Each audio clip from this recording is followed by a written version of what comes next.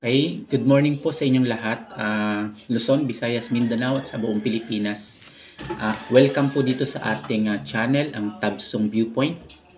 So again, ang ating pong channel ay nakatutok dun sa ating commentary, uh, reporting at saka news. So again, ang tatalakayin po natin ngayon ay good news kasi nais po dito po sa Tabsong Viewpoint. So pag may mga maganda pong news na nababalitaan tayo, dapat po i-share natin 'yan sa mas nakararaming Pilipino. Although nakikita naman natin 'yan sa mga balita, pero dapat bigyan natin ito ng magandang points para ma-appreciate ng mga taong bayan. Okay? So ang good news guys sa akin is kamakailan po ay nagkaroon ng desisyon ang Supreme Court doon sa executive order ng Pangulo, yung tinatawag na energy project approval, kasi may nag-question po dyan sa executive order na yan. So basahin lang po natin yung excerpt ng balita sa isang mainstream media. Nakalagay dito, the Supreme Court has upheld an executive order that seeks to speed up the approval of energy project by creating the Energy Investment Coordinating Council. So, ang Executive Department daw po nag-create ng Coordinating Council. So, the High Court in Inbank dismissed the petition filed by citizen group asking the Supreme Court to stop the implementation of Executive Order 30 or 30 through an environmental protection order. So yun po. According to the Supreme Court, executive order established the minimum guidelines to streamline and shorten the process of approving energy project of national significance.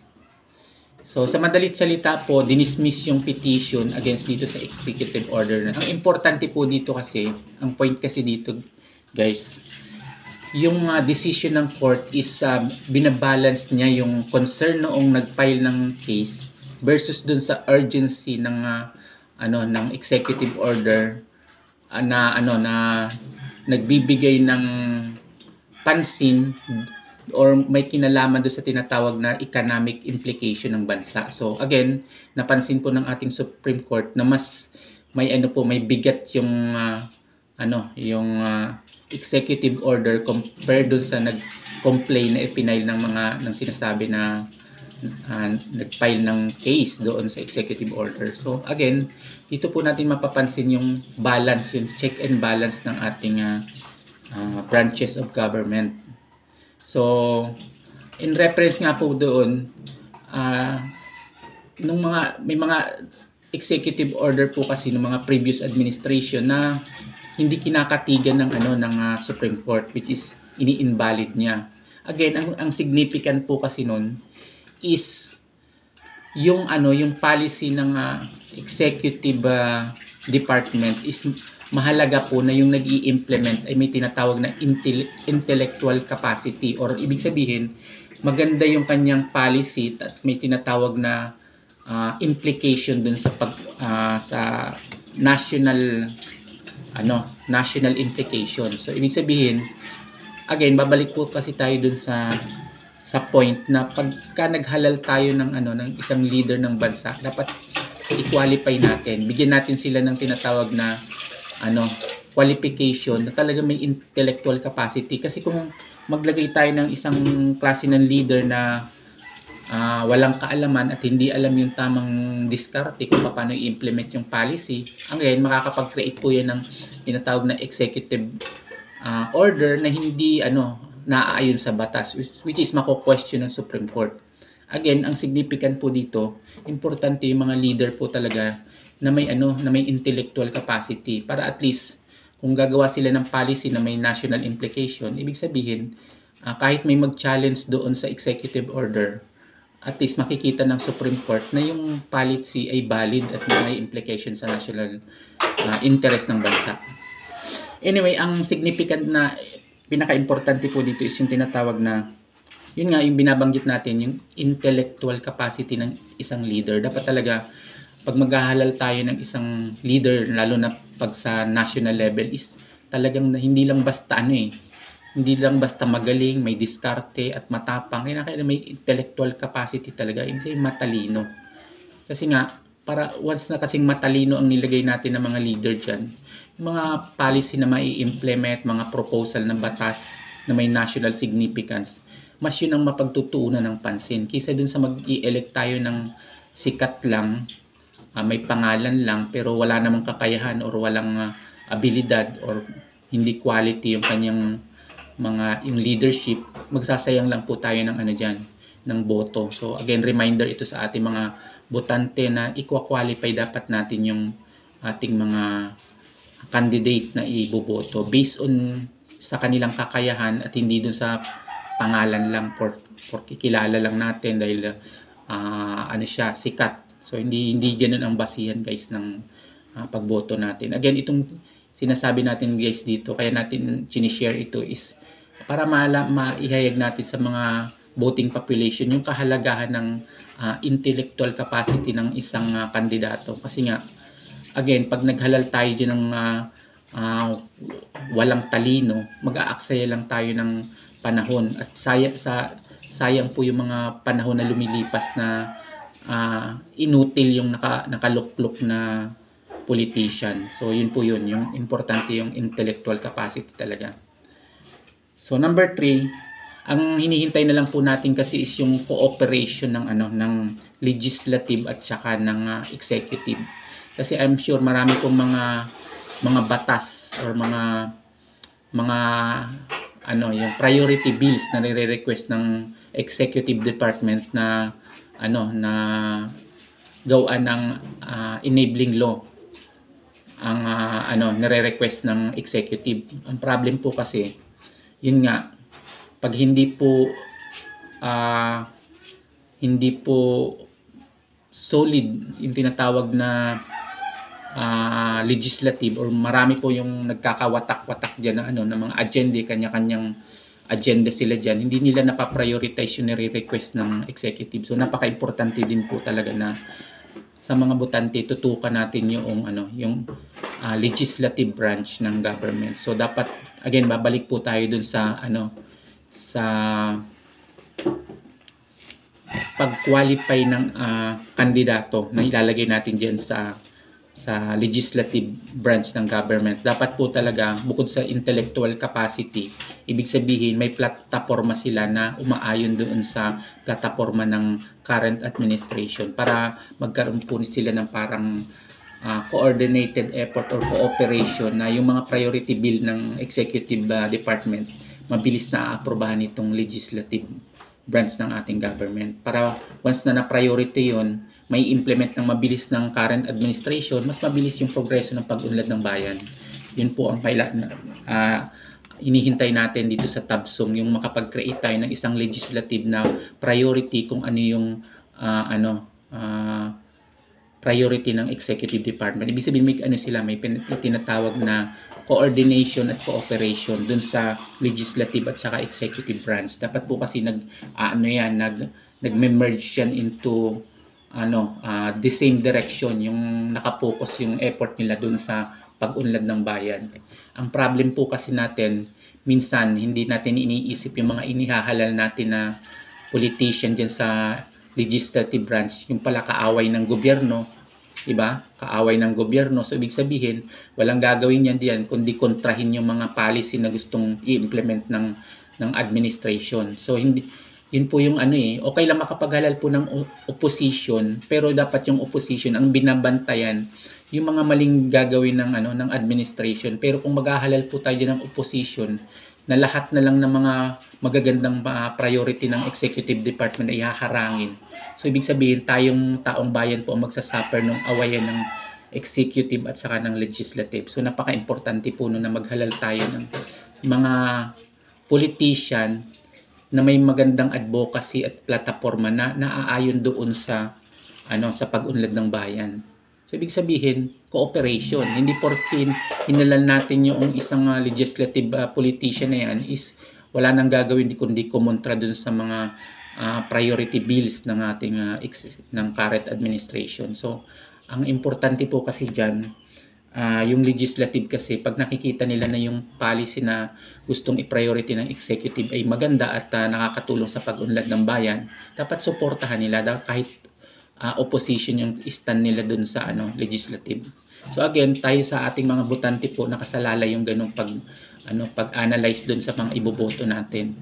Tingnan natin yung background noong mga politician na ihahalal natin sa legislative branch, kung ito po ba ay yung kanilang advocacy ay naaayon dun sa priority ng current administration. Kasi kung ang plataforma lang nila ay awayin yung executive department, so dapat hindi po natin binoboto yan kahit gano'n kasikat yan, kahit gano'n ka-popular yan. Basta yan ay kontra dun sa pag-unlad ng ating bayan na pina-priority ng current administration, dapat hindi natin binoboto yun. Kasi again, dito po sa Tabsum kasi, ang priority natin, ang focus natin is yung pro-Philippines stance. So ibig sabihin, kung ano po ang ikagaganda ng ating bayan, yun po ang i-priority natin. So ibig sabihin, kung makakakita tayo ng mga politician na sa tingin natin ay hindi makakatulong dun sa pag-unlad ng bayan, kundi ang gagawin lang ay panggugulo, isang sign po yan na red flag na dapat hindi natin hayaang manalo sa election. Yun po ang trabaho natin bilang botante. Isalain yung mga politician na pumapasok sa mga yung iniahalal natin sa mga napaka-importanting position, kahit katulad ng legislative branch ng government. Napaka-importante po niyan, kaya dapat salang-sala yung mga nilalagay natin diyan. Kaya dapat makikinig po tayo dun sa titingnan natin yung mga plataforma ng mga inahalal natin na official or ng mga politician sa legislative. Kasi pag nakita natin yung plataforma niya ay against dun sa policy ng current administration, wag na po nating iboto kahit gano'n pa siya kasikat, kahit gano'n pa natin siya kakilala. Ang importante po, ang na-priority natin ay yung may adhikain na tumulong dun sa pag-unlad ng bayan.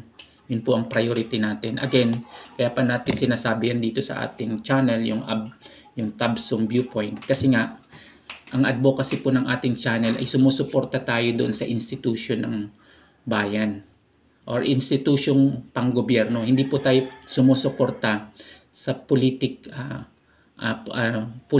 character, no? Yung mga kasi yung political character po na yan is hindi yan nagtatagal sa sa position, at kadalasan yan yung mga sikat na politician na yan may mga personal interest niyan, at ang kadalasan yung interest nila hindi naaayon doon sa pag-unlad ng bayan. So again, dapat bumalik po tayo doon sa basic na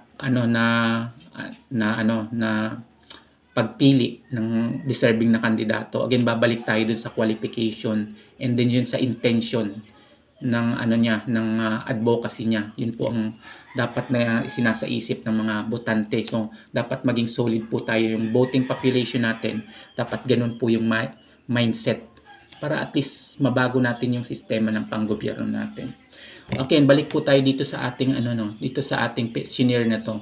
So ito po ay good news kasi nga nakikita po ng Supreme Court yung kahalagahan ng pag-unlad. Priority katulad nitong energy project na to, kasi napaka-importante po talaga na i-priority ng ating executive department yung pag-create ng maraming energy project dito sa bansa, kasi yung energy security po ng bansa ay napaka-importanting i-priority yan, kasi diyan nakasalalay yung pag-unlad ng bayan natin. Kasi di ba nag-a-attract tayo ng mga foreign investor para mag-invest dito sa Pilipinas. Ay kung mataas naman yung natin, utility expenses katulad ng kuryente, sino mag-i-invest sa atin, di ba? So again, itong energy project po na to is para ito sa future. So nakita ito ng Supreme Court kung gaano kahalaga itong project na to, kaya ito po ay sinang-ayunan ng Supreme Court na dapat talaga i-priority yan, kasi dapat ma-secured natin yung energy security ng bansa in the future para ito sa mga susunod na generation.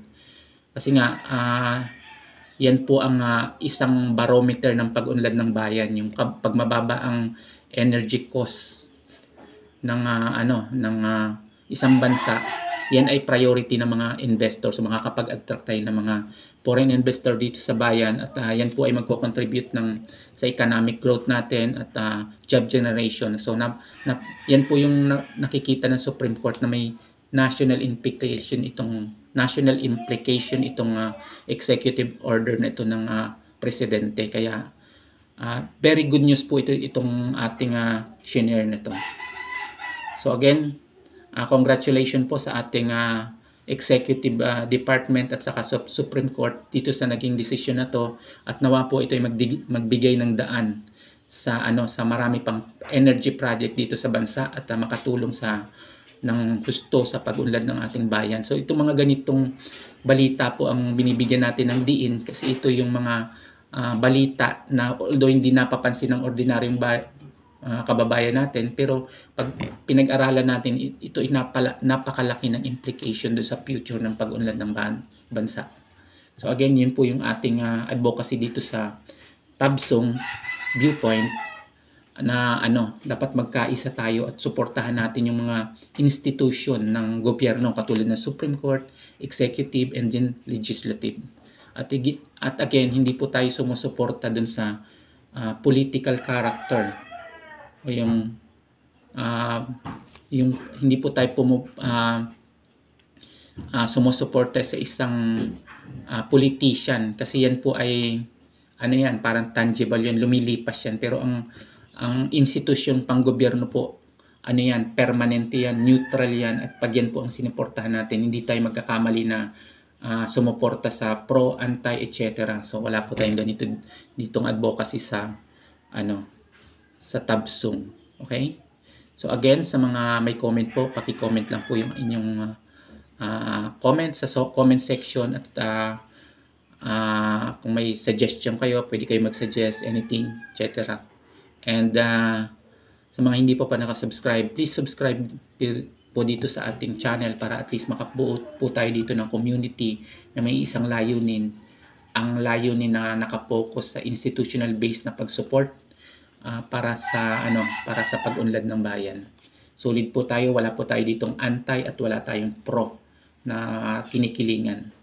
Pag yun po ang ating sinuportahan, sure na hindi tayo magkakamali ng support. Okay? Yun lang po ang take natin for today sa ating good news, at sa inyong lahat dyan, maraming salamat, at okay, again, peace.